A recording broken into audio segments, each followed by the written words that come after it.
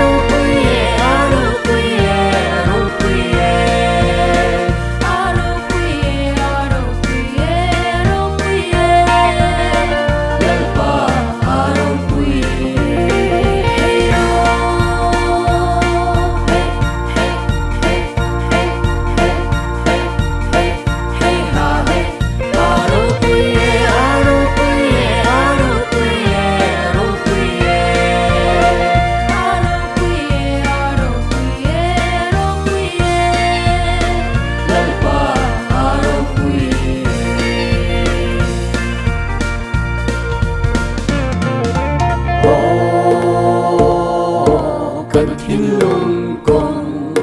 khá đi trôi xa ngâm u rồi quy na lê pa chu alo lu đô đi mà phật na lê văn không khó rõ xe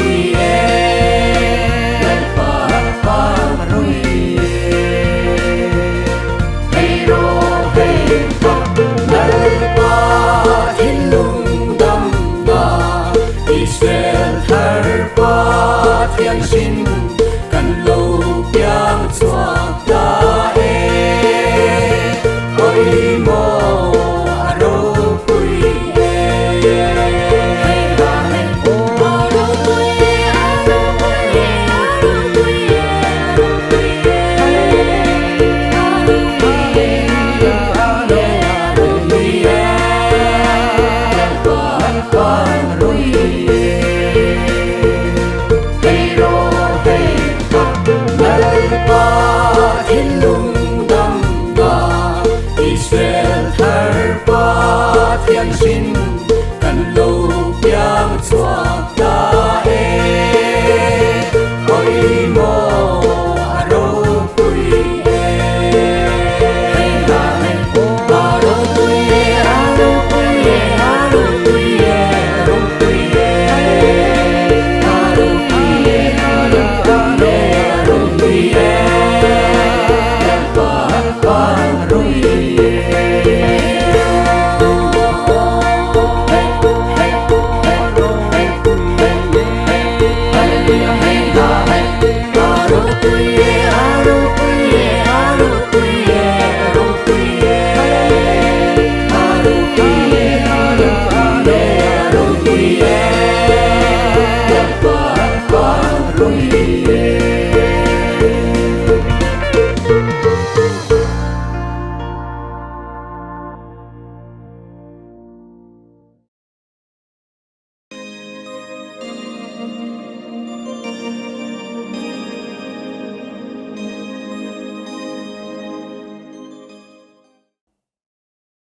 le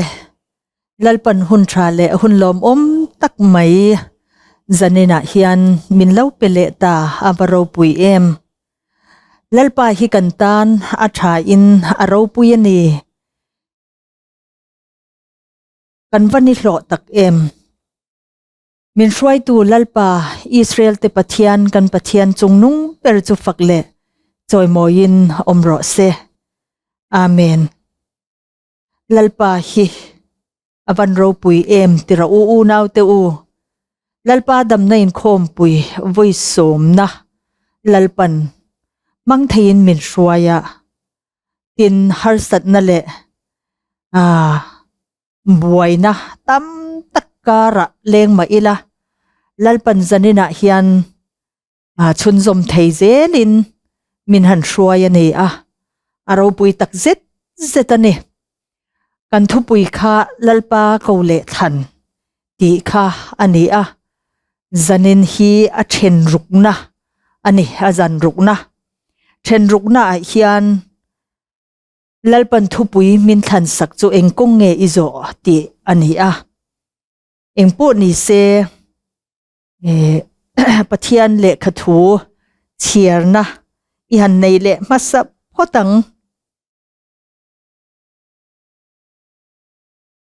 chanchin tha mathai bung som ni pani chang som pali a khan e chang lar tak kan soi lar em tun truma po som te chu tam takan ni a than te ro chu tlem te an ni ti in lali suan alo soi ani tin zohana le khathon pakhat na bung ni chang som pariat thu hi ilo chiar ang naw te hun nung berchu anita Krista dodal tu alokal don ti in hriat ang khan tuna po Krista do tu tam tak an lo chuak ta hei wang hian hun nung ber ani ti kan hria ani alo ti ani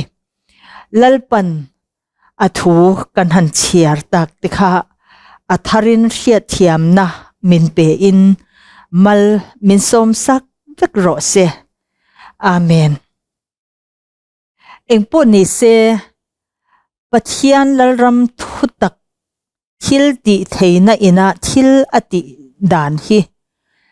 soi thiam le soirin fakte a in ngat lawani ti kha lo sherengila lalpan program min siam sak lo tling taka ti puitlin ani na hi lalpa thil ti theina lan na chu ani ti zok kha kanril ru in lo sherengila zanina hian hun harsa a kandinga kan hriat theu to ang khan ti ang nevin karon tong do na chu wang chuan kanril ru a khan a soirin lamte a soi thiam lamte kha pathian thil ti theina in nga na ani lawani ti te le pathian ro puizia in nga na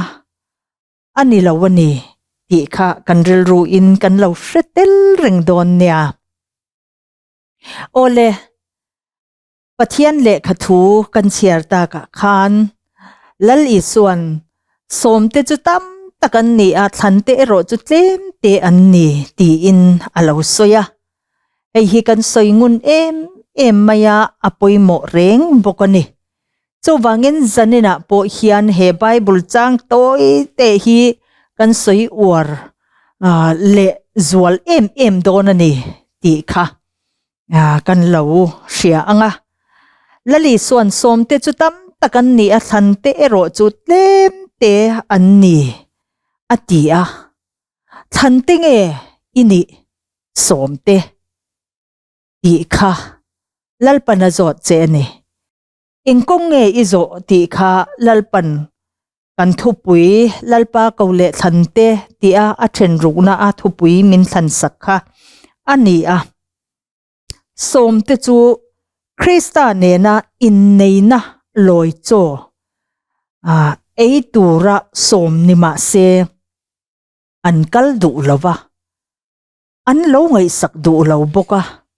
ชวนลำฟระเตขันลาวเสียมาลาวกันเนียตีอินขวิลละมาอันกะละตินอันโบเลโมกูชันเนโมอันนี้ลาวเล่นรงโบลนะค่ะอโลสินนัตูรไงตัวคานลัลปาสมนะคะไงจังลวินคริสตาเนนะอินเนนะลอยโจจูมีเสียจูมีชิงลุยที่ตูรินลัลปานกาวตีนะนี่จู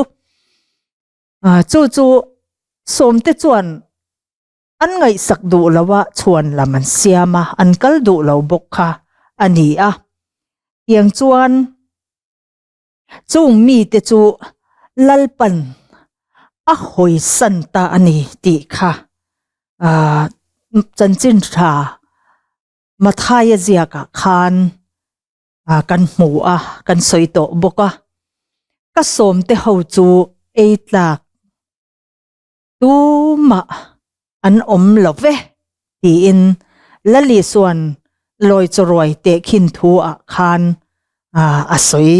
อันนี้จุดยังอังจวนสมเตกงอิโจทันเตกงตีฮีจันนี่นะเฮียนลัลปันกันรำเละกันนำขวเวลปุ่มปุยฮีตูนขุนเฮียนมินโซตันเนปุยโมคบไหมกันนุนฮีกันอินเอ็นฟิอากันกงโจลัลปากันตีเมกน่าเละรงโบลตูนี่กันลาวเชียดนั่นแหละมีแต่ปนรงโบลตูนี่มินเชียดเร่งลายเฮียนสมติกงกันโจทันติกงตีฮีอิงกงกันโจตีฮีอินเอ็นฟิอาตูรินลัลปันมินดูตักเจตันเนจูวางินกันทุปุยตานคานอิงกงอิโจตีค่ะลัลปันมินทันสักันเนลัลปากันปะเทียนจวนมีจงจูอันเนนะกัลตูรินโซมาสตัวนะนุนนะในตูรินมินดูสักเวกันเนมินโซมเวกันเนจูโสมเตหุนจูปีเรียดในอันนี้บอกว่าจุงทูเตโปจูลัลปันมินชิลโตอันนี้ติจวนสมเตหุนจูปีเรียดในนี้อินลัลปันมีจงอันเนนักลตูระสมเตหุนสมนะหุนจูปีเรียดหุนจูตูนหุนเฮียนเลียมตาทันเตลำจูลัลปาหอยตาอันนี้สมเตจิงมีจูลัลปันทันตูรมีจูเอมาจูวางินสมเตจิงมีจูลัลปันอันดูเปียไม่ทังจูติจวนเกาเลทันเตลำจูตูนหุนเฮียนลัลปาหอยตาอันนี้จูวางินจันนี่นะเฮียนงุนตะกะกันไงตัวเฮอวะหุนตาเอ็มเชียนเตโกมาอันนี้เราเละกันดูจงตี eya ina khovel nom chen na emo chena ani lo le kan mishing thati zong le ngai dan le moi mi mit mu a moi zong te ngai to a rong bol na akala chutiang ang zong zonga hun le ni te kan man mai hi a hun to lo tak zet zetane som te hun period chu aliam ta si a than te lam chau lalpa a hoi ta si a engkong nge kanzo engkong nge izo lalpan minti ane som te kong nge kanzo a than te kong ma ni nun theu in en fi a in hrechiang turin lalpan tun huna hian min du tak zetane zanina lalpan engkong nge izo le ti thupui min than sakpo hi lalpa za ngai na hi awa hanril tak em ti hi ka ngai to ani chu ka thin lunga hian alian em ani chu wangin thalai te nu le pa te naupang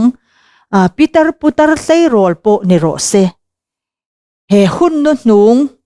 hun tlai to taka hian khovel chuan changka na lam apan zela pathian hoisana nom chen na tur thil tam tak he a ani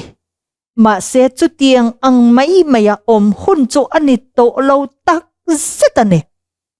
som te hun period chu aliam ta si a lali suan som te chu tam tak anni a than te ro chu tlem te anni alo ti a chu wang chuan som te zinga kan til mai chuan som te kong kan zo mai chuan boral na kong chu lim takin kan zo zel ani ti hi in hrechiang turin lalpan min du ane Zohana le khathon pakhat na bung ni chang som pariata kan chiar ang khan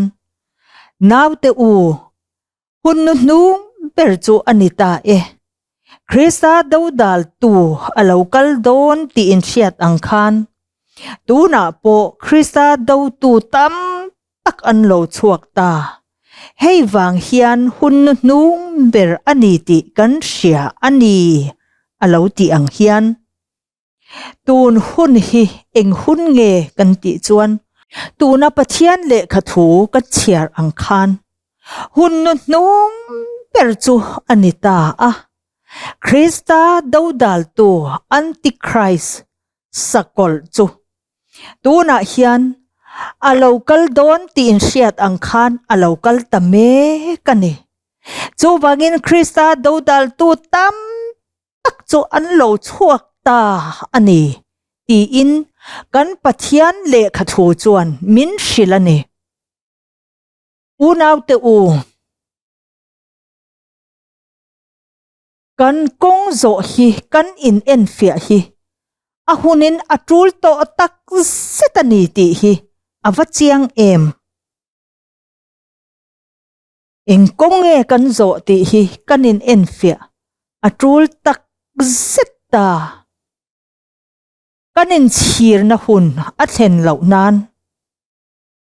tin hun nu nung kan ti hian eng hun nu nung nge lo thleng ti hi kan siat apoi mo em bok ani hun nu nung kan ti hian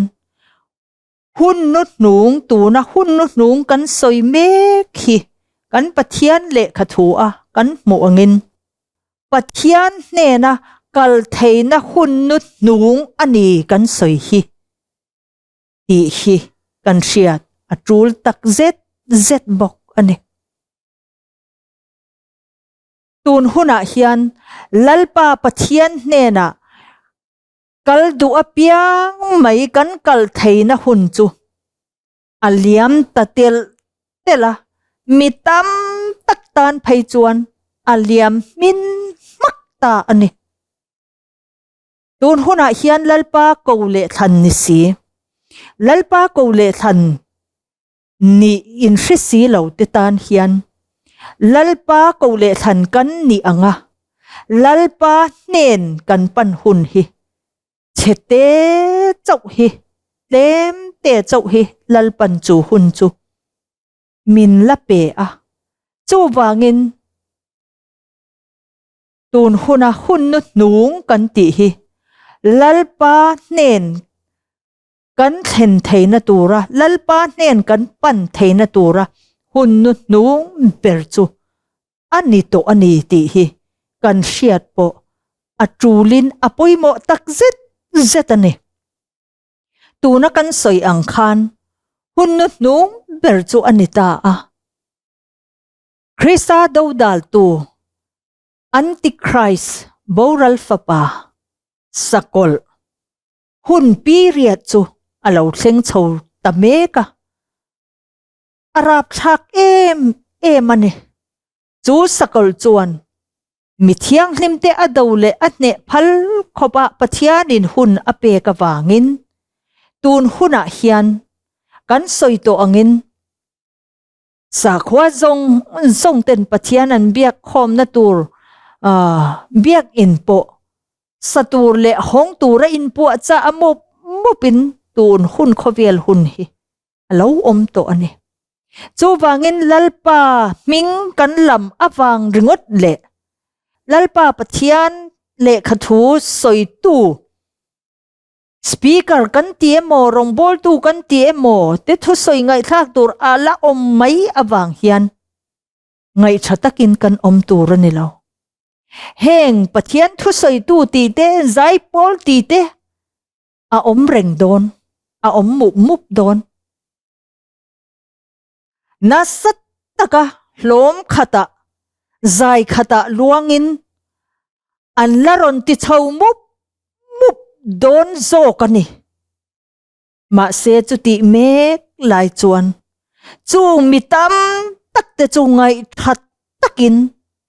som te kong zo in boral na kong chu an zo mek si a an zo zel don si a chu wang chuan en kong nge izo lalpan min ti ani than te kong nge izo a som te kong chu boral na ani kong ka zawa ni than te kong ero chu kong ka zi mani a nun na kong ani ma ni po len to lo na ma ni du dan te tum dan te hriat dan te len to lo na ani reng pui hian ral na thing ti te ral na thi na ti reng mai khen khat chuan min ti thin ma se hei hi lalpa thin lung dam na le a lung oi thap na thu chuan ni mi hring lam tel to lo lalpan keima dia lal na le thu nei na a chan fai veka min control fai veka min nei fai veka thu oi dam na mi lim hoin an lo ti thin ram po ni to lo thu oi lalpa thu chau oi chung po tor na zopa anga pathianin setana kuta apek phal khopa arin zo to ram hi hem ring lui ti na tang lo hi chuan a om lo ni chu lalpa thin lung dam na pathian lal ram chan chin tha chuan ni zanina hian he pathian lal ram thu tak soi tur hian lalpan min ruata min thanga unau te u ka o po a chuak tha thei lo ti ngai thatu te poinin siang ma se ka trong thei chung chuan lalpa thu hi ka oi zel don ani oi zel lo thei lovin lalpan min siam ani lalpa hi ka mangaya ani pon min mangaya min thagin min kowa chatua nanong turin min ruat ani ti ka hriat ka hrechiang ani zanina hian engkong nge izo le lalpan ti che ni nun na kong chu zo turin lalpan ngak che than te kong chu zo ro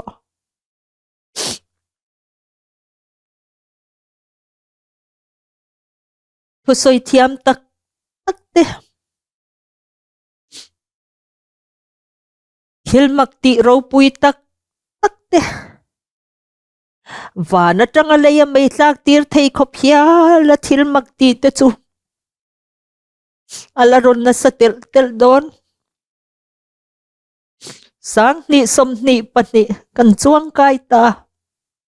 sang ni som ni pakhat ayin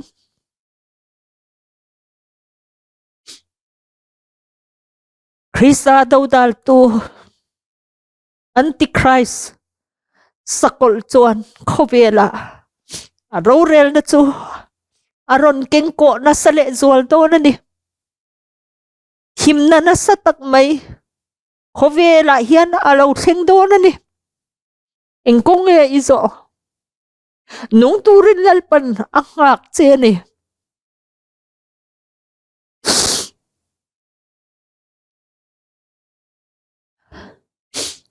idam na tu ringotin lalpa pansu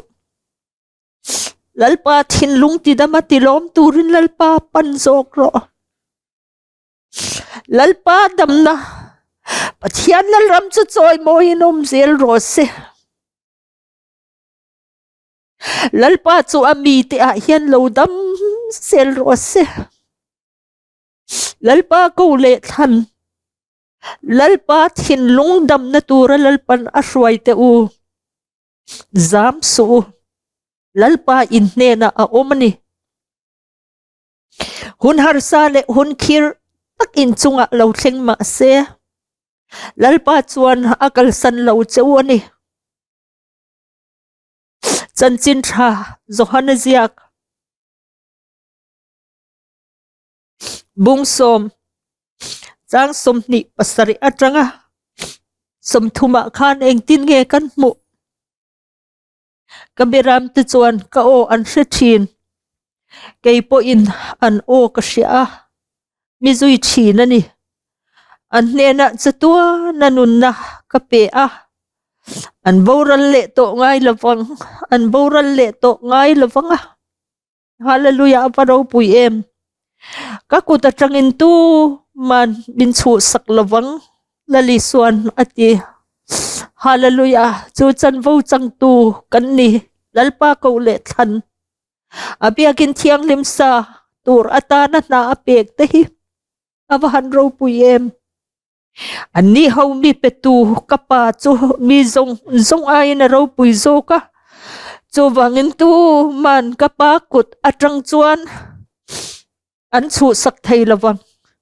keile kapa chu pum khat pakhat kan ni ati a ti in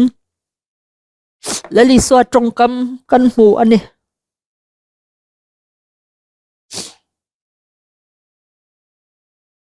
lalpa ko le than mani thu a om thei to lo Krista boy tang to Krista thu chawa engkim ti lo thei lawa om te chu lalpa piram te chu kan ni a lalpa na a o bin hriat ti thin ani harsat na mang an na kara po lalpan a o chu bin hriat ti thina kan lama hoya min laina takin mangai takin a khongai na raw pui tak chu min san tirin min enani lalpa chu kan lama hoya amit fuk na te chu kan ni avaro pui em ing anga boy na le harsat na te kan chunga lo thleng thin ma se lalpa chu kan au chuan kan hne na chuan lalpa chuan thu asoya ama thu lo chuan kal thei lovin kan nun chu min control saka ni tin kan mission na thi zelin ma ni thi na cross pu a lalpa kong zo lo thei lovin lalpan min shruai ani khovela ta lalpan min la rangin min ti rangin ako sandik taka chuan min siama Israel thar Israel pierdik tak chu lalpan min ni tirani avaro pui em min thang tu lalpa Israel te pathian kan pathian chu fakinom ro se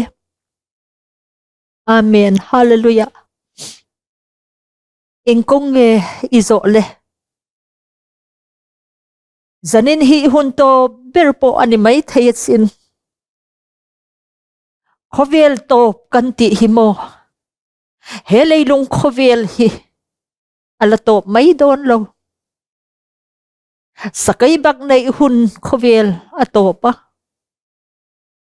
sebong no ang hun khovel thar alouding chuaka sebong no ang khovel hun thar kan chuang kaya chu hun khovel po chu aron top le a mishing mel ang hun khovel thar alowin her chuaka pathian chu lom takin mishing angalo piangin khovela alo kala mishing mel anga pathian aron inlan na khovel thar kan chuang kaya chu hun khovel po chu atop le a mupui thok lai ang hun khovel tharau thiang lim hun alo in her chuak le a chu huna chuan kai ni thang thar ho hi alo piang chuak ta a chu hun chu kan lo hret kan lo mang ve ta a ma se chu hun tharau thiang lim khongai na aro rel na hun o chu alo top le ta a chu mi khovel zo a chuan thluk san na hun run pui sakol hun period chu khovel chu alo om le ta a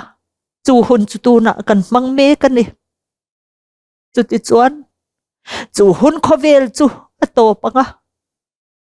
sakol hun period chu aron top le anga chu mi zo a chuan Krista hawa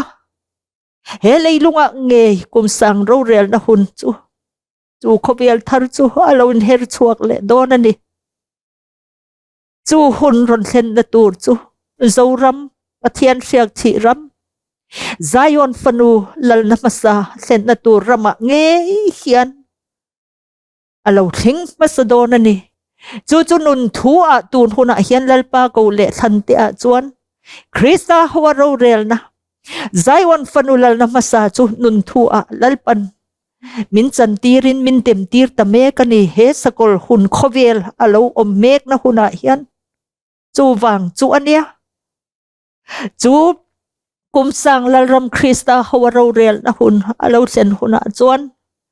lalpa chu pan tum ma ilamo pan then ito don lo chu wang chuan engkong nge izo lalpan min tita ani hi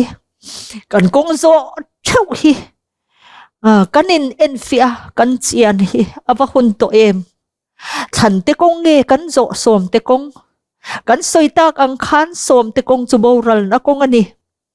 khovelin tel to lin sakol hovin lalpa minglam rang chungin zai pol le thu soi te ro pui tak tak an ron ti zelang thil ti thei na ro pui tak nen aron kal zelang ma se chu boral na kong ani si lalpan min siat chian tirani engkong nge kan zo ti hi inin fia turin lalpan min duani ti chuan chu kum sang lalram zo a chuan chatuan lalram ro rel pui ni alo thleng don ani chu kum sang lalram chu kingdom of God ti a asap trong takan lo soi thin chu ani a leilunga ngei pathian lalram kei mania lo thlen nela leilunga ngei Krista hawaro kan rel na hun chu ani ti chuan chumi zo a chatuan lalram kingdom of heaven lo thlen huna chuan chatuanin kingdom of God pathian lalram Krista hawaro rel na kumsang lalram changtu te chu chatuan lalram kingdom of heaven a chuan chatuana lalpa ne na om turin lalpa ne na rorel turin kan kal tlang to do na ni misual te ro chu chatuana shemun mei di la chuan an om to do na ni chu wang chuan he sakol hun khovel tak mai hi than te kong kan zo hun chu ani a kum sang lalram Krista hawaro rel na hun period tak chu nun thu mai ni lawa alo thlen huna chuan kan kong zo chu kan zo hlen tur chu ani to do na ni chu wang chuan ania eng kong nge izo ti hi lalpan kan ram kan nam ambik takin zo na thakte pathian nam thante hun nun nunga pathian thin lungdam na pathian lalram chanchin tha puang chuak tura akole athan namte hi pathian in abiak in achen na in thiang hlim satura arot bik namte hi lalpan eng konge izo le ti a min zo tang ni oi mo em ani ti hi zanena hian hrichiang turin lalpan min du ani ngai to thina hlasiam tuin kum sang ro rel tu ni ro pui tu na hian lo eng to ro ti ina lo siama kan sadup dup thina mit tui tla chung le lam chung poin kan sa thin ma se Krista hawa kum sang lalram lo thlenga kum Krista hawa kum sang ro rel na tur lo thleng tur han soi hian kan oi le lo tlat mai thin hi ammak hi ka ti thin ani ma se lalpa ko le than dik tak mai a temple satura na apek bik te chuan pathian chatuan program hi vana luciferan pathian adawatanga pathianin achatuan program aron duan dan zong hi kan pathian le khathu atangin tharawin lalpan min sia tir bik ani hallelujah Israel te pathian kan pathian chu fakin omro se ole som te kong nge kan zo than te kong mani nun thu in en fia turin lalpan min du'a som te kong zo lawa moral na kong zo lawa than te kong mani sha ompoi salawa lali suwa atnia ka zuina kong Josepha kong zo ngei chu zo turin lalpan tun huna hian akaule athan te hi min kawin min thangin min shruai ta ani lalpan akaule athan te chu a o min hriat tir thina eng anga harsat na muna po a o min hriat tirin kan om dan turte min hril thin kan ham that na tur kan ngai to a thei to lova lalpa hlong na tur le lalpa thin lungdam na tur chau chu ti lo thei lovin lalpan mani she om poi salovin a kong chu zo lo thei lovin lalpan min hruai ta ani lalpa kong chu zo tum lo ma ila zo lo thei lovin min hruai ani hallelujah abaro pui em eng kong nge izo le lalpan azot che ani chu nun na kong than te kong zo nge turin ngai khatu zong song te lalpa Israel te pathian kan pathian nung chuan malmin som fek ro se amen